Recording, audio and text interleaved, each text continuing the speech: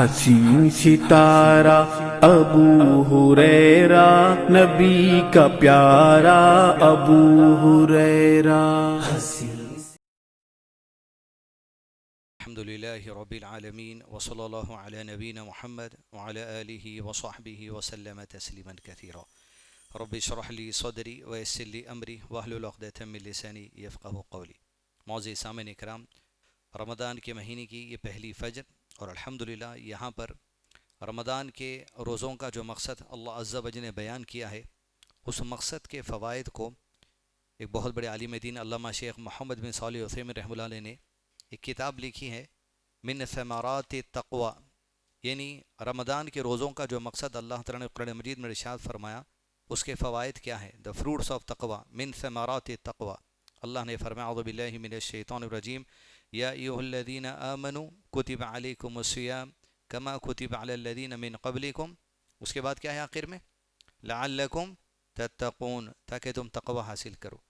یقیناً یہ رمضان کا روزہ جو انسان کے لیے اللہ عز و جل نے عبادت کے طور پہ فرض قرار دیا ہے، اس کا اصل مقصد ہے تقوی. شیخ محترم نے کتاب لکھی من ثمرات التقوی. یہ تقوی جو حاصل کرنا ہے، اس کے فوائد کیا کیا ہیں. اس طریقے سے شیخ نے 20 فوائد اس کتاب میں جمع کیے، وہ انشاءاللہ پڑھنے کی ہم کوشش کریں گے. قبل اس کے کہ پہلے فائدہ جو قرآن مجید کی آیت کی روشنی میں شیخ نے بیان کیا ہے، اس سے پہلے جان لیں کہ تقوی ہے کیا. تقوی کے معنی کو شیخ محترم نے لکھا ہے، تقوی ایک ایسے لفظ آتا ہے عربی زبان میں جسے اتقا کہا جاتا ہے. یعنی یہ ہے کہ انسان ہر اس چیز سے، ہر اس کام سے اپنے آپ کو بچا لے جو اسے نقصان دہ ہے، جو اس کو نقصان پہنچا دیتی ہے. یعنی اسلامی اصطلاح میں یہ کہیں گے تقوی سے مراد یہ ہے ہر وہ کام جو اللہ تعالیٰ نے انسان کے لیے حرام قرار دیا ہے اس سے اپنے آپ کو بچا لینا. تو تقوی کے بنیادی معنی ہیں ہر وہ چیز یا ہر وہ کام جو ہمارے لیے نقصان دہ ہو سکتا اس سے اپنے آپ کو بچا لینا، چاہے وہ چیز کھانے پینے کی ہو یا کوئی اور معاملات میں ہو. اب اللہ تعالیٰ نے اور اللہ کے نبی صلی اللہ علیہ وسلم نے جو چیزیں ہم پر حرام قرار دے دی ہیں، ظاہر بات ہے وہی ہمارے لیے نقصان دہ ہے. اور جو چیز اللہ تعالیٰ نے اور اللہ کے نبی صلی اللہ علیہ وسلم نے ہمارے لیے حلال قرار دی ہے، ظاہر بات ہے وہی ہمارے لیے فائدے والی چیز ہے. ابو ہریرہ رضی اللہ عنہ نے تقوی کے معنی بیان کیے. ان سے کسی نے پوچھا کہ آپ کیا مجھے بتا سکتے ہیں کہ تقوی کا معنی کیا ہے؟ تو ابو ہریرہ نے عام زندگی میں ان کے جو مثال ہوتی تھی اس مثال دیتے ہوئے سوال میں ابو ہریرہ نے پوچھا کہ اگر تم کسی راستے سے گزر رہے ہو اور دیکھو کہ کانٹی دار جھاڑی آ گئی اور تمہیں وہاں سے گزرنا ہے، تو اسی آدمی سے سوال پوچھا جس نے سوال کیا کہ تقوی کیا ہے یہ بتاؤ. انہوں نے پوچھا ابو ہریرہ رضی اللہ عنہ نے کہ کیسے گزرو گے، کہ وہیں چلے جاؤ گے کانٹی تمہاری کپڑوں کو لگے اور کپڑے پھٹ جائیں؟ اس آدمی نے کہا کہ اگر میں کوئی کانٹا دیکھوں یا کانٹے دار جھاڑ دیکھوں تو پھر اسے اکھاڑ کر پھینک دوں گا یا اپنے آپ کو وہاں سے بچا کر لے کر جاؤں گا. ابو ہریرہ نے یہ جواب سن کر کہا ٹھیک اسی طرح انسان اپنے آپ کو جب اللہ تعالیٰ نے جن چیزوں کو حرام قرار دیا ہے ان گناہوں سے بچاتے ہوئے جب نکلتا ہے، بچتے ہوئے نکلتا ہے، اسے تقوی کہا جاتا ہے. اب 3 قسم کے چیزیں ہیں جس سے بچنا ہے، 3 کیٹیگریز ہیں بچنے کے، اور 3 کیٹیگریز ہیں نیکی کرنے کے. اس لیے کہ 3 چیزیں جب تک ہم سمجھیں گے نہیں انسان کنٹرول میں نہیں آتا. اول قول، مثال کے طور پہ زبان سے جو بات کہی جاتی ہے. تقوی کیا ہے؟ ہر برائی سے بچنا. پہلا قولی، زبان سے برائی کہنے سے بچ رہے ہیں آپ، گالی آ رہی کنٹرول کر رہے ہیں، تقوی. کسی کی جو سو برائی جان لیا آپ، انہیں برائی کرا مگر پھر بھی آپ بیان کر رہے ہیں، کنٹرول کر لیا آپ، تقوی. اس لیے کہ دوسری حدیث میں بھی رمضان سے متعلق کیا آیا، لوگ جھوٹ بول رہے ہیں، دیگر کام کر رہے ہیں اپنی زبان سے، تو پھر ایسے روزے کا فائدہ نہیں ہے. اس لیے کہ تقوی میں یہ بھی ہے کہ انسان اپنے قول پہ کنٹرول کرے. جھوٹ بول دینا یا 21 گناہ، دیکھیں الکبائر و صغائر کتاب شیخ اقبال کیلانی نے جس میں قرآن و سنت سے کبیرہ گناہ جمع کیے، اس میں 21 گناہ ایسے ہیں کبیرہ جو انسان صرف اپنی زبان سے کرتا. تو پہلا ہے بچنا، قول میں برائی سے بچنا. دوسرا ہے عمل میں برائی سے بچنا، یعنی عمل میں انسان اپنے قدم، اپنے ہاتھ پیر کا استعمال کرتے ہوئے برائی کی طرف جا رہا. عمل میں اشارہ بھی آ جاتا، وَيْلٌ لِكُلِّ هُمَزَةٍ لُمَزَةٍ، ہمزہ لمدہ، یعنی ایک وہ جو انسان کو اشارے کنائے میں، خالی اشارے میں بھی آپ کسی کا مذاق اڑا دیے، ایکشن میں آ جاتی ہے وہ چیز۔ التقوی یہ ہے کہ پہلے قول میں برائی سے بچنا، عمل فعل میں برائی سے بچنا، یعنی آپ ارادہ کر کے ایک برائی کا گھر سے نکلے۔ یہ قدم جو چل رہے نا، قیامت کے دن انسان کے منہ پر ٹھپا لگایا جائے گا، اور انسان یہ کہے گا قیامت کے دن آج میں کسی کی گواہی قبول کرنے والا نہیں ہوں سوائے میری، یعنی انہیں بولیں گا کہ میں خود اپنے لیے گواہی دوں گا، میرے کو آج فرشتے کی گواہی کی ضرورت نہیں ہے، کسی کی گواہی کی ضرورت نہیں، جو میں بولوں گا میرے لیے تسلیم کر لے اللہ۔ تب اللہ تعالیٰ اس کی زبان پہ مہر لگا دیں گے اور بولیں گے اب تو گواہی دینا چاہتا تھا، سب سے پہلے اس کی ران گواہی دے گی کہ انہیں میرا استعمال کرتے ہوئے اس طرف گناہوں کی طرف جاتا تھا۔ جب اس کے جسم کے ایک ایک اعضاء اس کی گواہی دیں گے، تب اللہ تعالیٰ اس کی زبان پہ جو مہر لگائے تو وہ کھولیں گے، تو وہ کہے گا میری گواہی لینا چاہتا تھا، ارے میں تم کو جہنم کی آگ سے بچانے کے لیے کہہ رہا تھا کہ میری زبان سے آج گواہی لے لو، آج تم خود ہی میرے خلاف گواہی دے دیے۔ تو انسان کا فعل، جسم، اعضاء جو ہیں یہ بھی گواہی دینے والے ہیں، ہر چیز جو حرکت ہوتی۔ تو تقوی میں کیا ہے؟ قول میں برائی چھوڑنا، فعل میں برائی چھوڑنا۔ تیسری چیز عمل میں شامل ہے، اس کو سمجھنے کی ضرورت ہے، اس لیے کہ رمضان کا مقصد تقوی کا اصول ہے۔ تیسری چیز ہے قول فعل کے ساتھ نیت، ارادہ بھی عمل ہے، جیسے ریاکاری، دکھاوا۔ کہاں تھا دکھاوا؟ آپ حرکت سے کچھ بھی کرتے، سامنے والا آدمی اندازہ نہیں لگا سکتا آپ دکھاوا کر رہے ہیں کیا بول کے، دیکھنے کو تو اندازے لگا دے سکتے دکھاوا کر رہا ہوں گا انہیں، لیکن ظاہراً وہ چیز ارادہ بن جاتا۔ تو انسان کا جو ارادہ ہے، برا ارادہ چھوڑ دینا۔ دل کے بھی اعمال ہوتے ہیں، نیت کے اعمال، ان میں بھی برائی کو چھوڑ دینا، وہ بھی تقوی ہے۔ جیسے کسی کے بعد آپ کوئی چیز دیکھیں، اچھی چیز دیکھے، کپڑا دیکھے، گاڑی دیکھے، گھر دیکھے، کاروبار اچھا چل رہا دیکھے، دل میں آپ سوچ رہے ہیں، صرف کیا سوچ رہے ہیں؟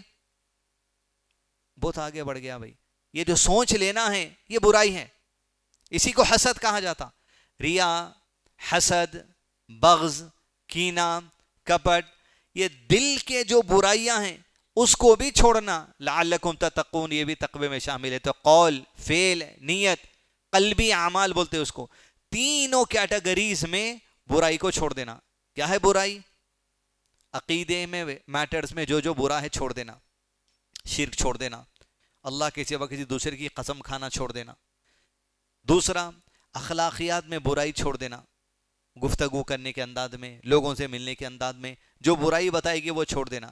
معاملات میں جو برائی بتائے گی چھوڑ دینا، جو سود ہے چھوڑ دینا، جو حرام ہے چھوڑ دینا، کھانے پینے میں جو حرام ہے چھوڑ دینا۔ تین کیٹیگری، قول، فعل، عمل۔ اس کے علاوہ عقیدہ، عبادات، معاملات، اخلاقیات، تمام کیٹیگرائزیشن ہے انسان کے لیے۔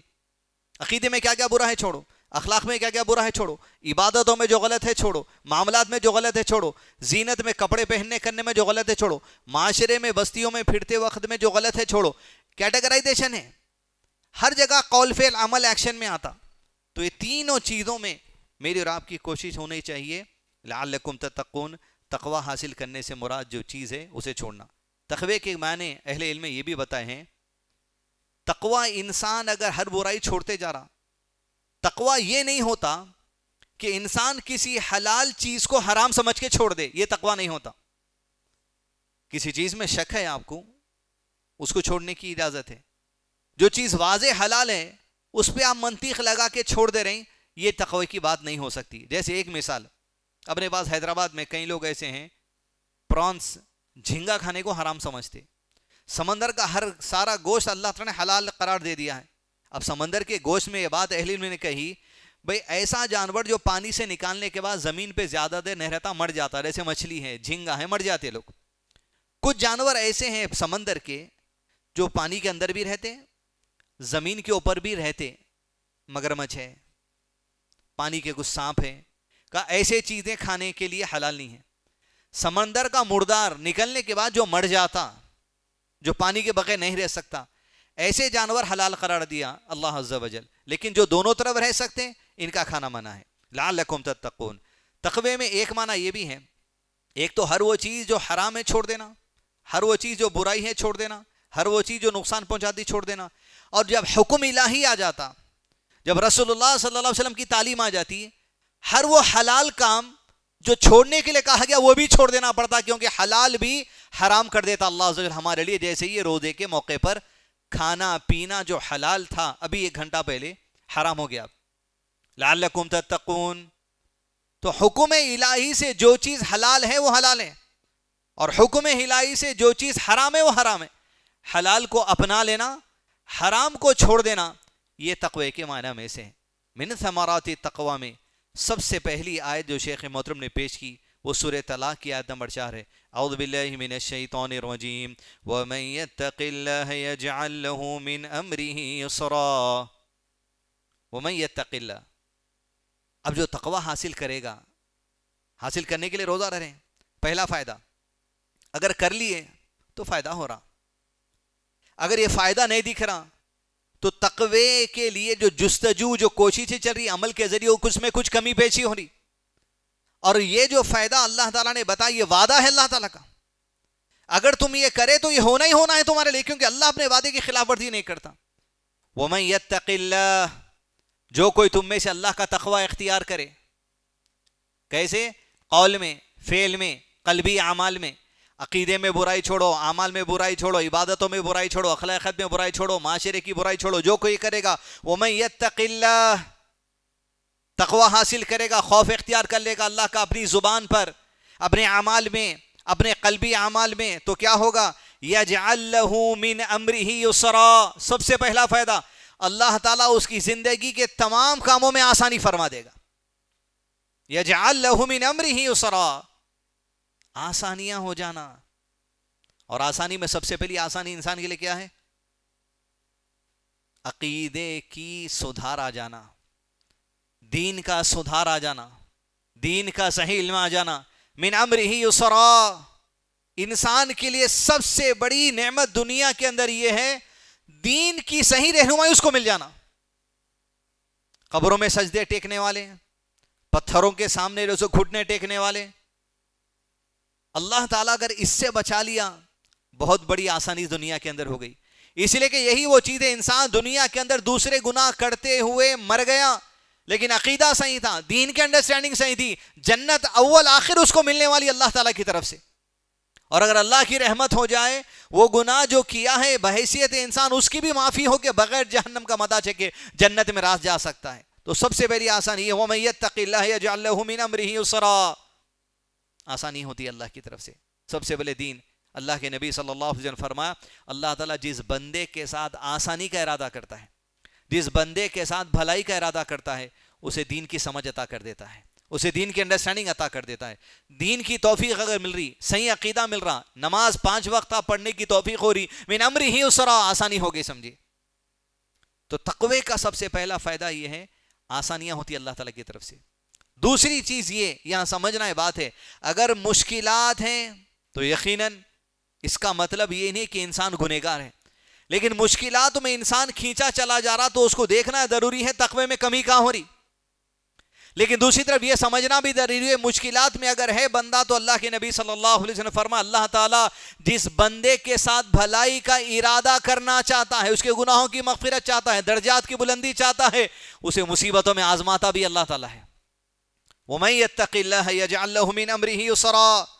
اللہ تعالیٰ کی طرف سے آسانیاں ہو جائیں گی اس کے لیے کہ انسان اپنے آپ کو جب تقوی میں لے کر جائے گا تو اس کا پہلا فائدہ یہ ہے انسان کے لیے آسانی ہوتی ہے. سب سے پہلے دین، دنیا کے معاملات میں بھی، کاروبار میں آسانی، گھریلو معاملات میں آسانی، بیوی سے جھگڑا چل رہا، اٹھے کی گالی بیٹھے کی گالی، سوچ رہے سمجھ رہے جذباتی ہو جاتے.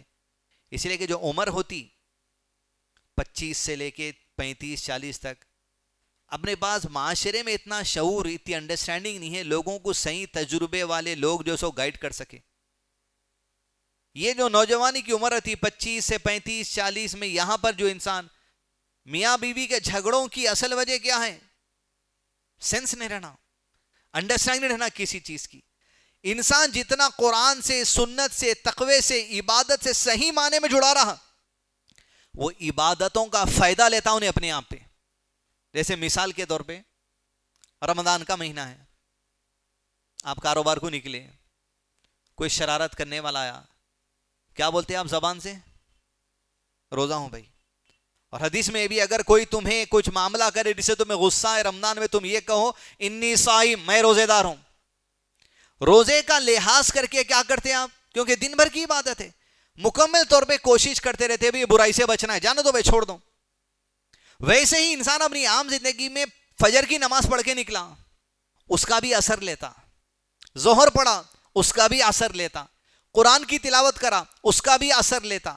کسی فقیر کو مانگنے والے کو 10 روپیہ دیا، اس کا بھی اثر لیتا. ہر نیکی کر کے انسان کے اندر ایک کیفیت آتی، بھائی نیکی برباد کرنا نہیں ہے، یہ روزہ برباد کرنا نہیں ہے، یہ نماز برباد کرنا نہیں ہے. جب انسان اپنی زندگی کے اندر اپنے اعمال، اپنی عبادتوں کی اچھائی کی کیفیت سے فائدہ اٹھائیں گا، وہ فائدے کا ریاکشن دوسروں پہ بھی دکھتے رہتا. جتنا فائدہ لیں گے، بیوی سے جھگڑا بھی ہوا تو انسان سینس کے ساتھ کرتا، زبان کنٹرول میں رکھتا، اپنی ایکشن کنٹرول میں رکھتا، اپنے قلب کو کنٹرول میں رکھتا. تقوی یہی ہے.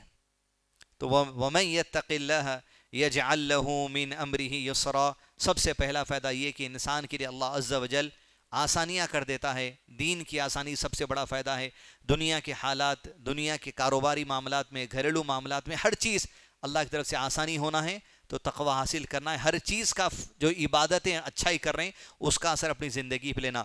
اگر یہ چیزیں آسانی نہیں ہو رہی تو جائزہ لینا چاہیے کہ عبادت میں کیا کمی ہو رہی. نماز پڑھ رہے ہیں، توجہ نہیں ہے مگر اس کو درستگی کرنا. نماز پڑھ رہے ہیں، تجوید مخرج قرآن کی صحیح نہیں ہے، اس کی درستگی کرنا. تقوی کیا ہے؟